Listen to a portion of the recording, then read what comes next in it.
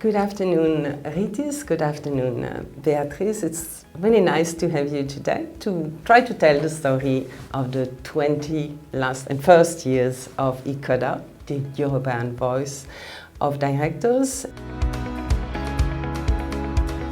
Can you tell us a little bit who was then in charge and where did this initiative come from? Try to make a pan-European organization.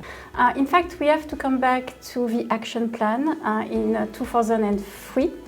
So that was an action plan. The aim of this action plan was basically to modernize European corporate law, but also to incentivize and enhance corporate governance, as you said. And this is really this action plan which really truly set the stage for the creation of ecoDa. During these years, again, how did ecoDa try to build up the relation with McCreevy and the people around? So maybe just to mention that under the mandates of Commissioner Bockelstein, but also Commissioner McCreevy, several texts were adopted. You mentioned a light touch, but at the end, quite a few texts. It was not that light. No, not that light. And those legislation, the text, have still impact on board composition nowadays. At the time, we had again a new commissioner, which was a former French minister, Michel Barnier. He had taken over McCreevy's portfolio in 2010. And of course, he pushed an agenda of change. And again, I would like to quote him. He said, we need to, the culture of governance to be changed. And he pleaded for better corporate governance, he pleaded for more transparency, better risk management within companies, but also more checks and balances. So how did you experience this change of mood? Well, you know, Florence, all European commissioners brought different tones to their mandates.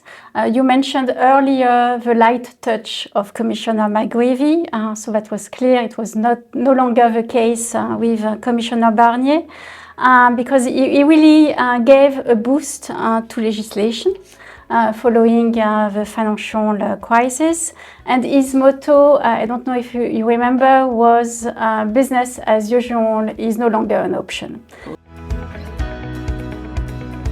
Under the mandate of Commissioner Renders, in fact, corporate governance became really a cross-cutting issue. It was also the time for us, and we felt basically the need to refresh our education program. And it was in October 2022 that we launched the European Board Diploma, which was successful and is still successful.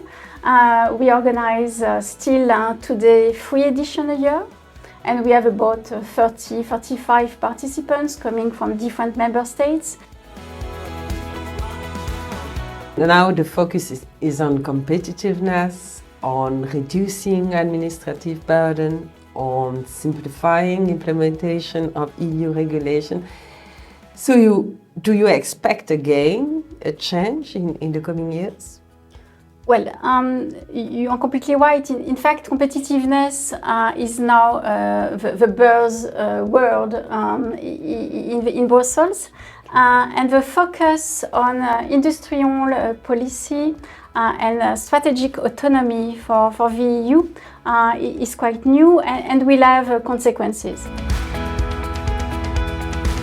Rytis, how do you see the missions and undertakings of ecoDa evolve in the future? I think that we have to first understand where we are. Means not ecoDa, but overall in Europe. And latest days are showing that our situation is not the best ever, I would say softly. And actually, global competitiveness of Europe could be kind of challenged only by the businesses in Europe. And those that are looking forward more years are the members of the boards of the companies. So I think that the ecoDa will play a really very important role in the advocacy activities, right? Because we will be staying as a very strong partners of the European institutions in order to cooperate and to find out the best ways how our businesses should be regulated, how our businesses should be developed, how we can improve the competitiveness of our economies and so on. So this voice of European directors will be really prevailing in coming years, in coming decades, I believe, as well.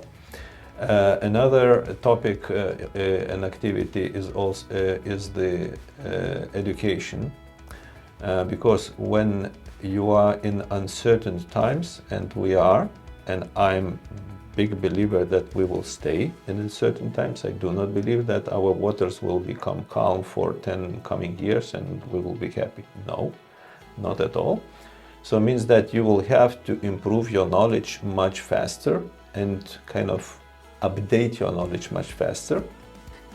Well, I think that's a great final word, and this leads us to the end of this talk, not to the end of ecoDa. Thank you very much, Rytis. Thank you, Béatrice, for having shared this slice of European and corporate history. And I wish you the best for the next 20 years then. Thank you, Thank you, Florence. Florence. Thank you, Béatrice.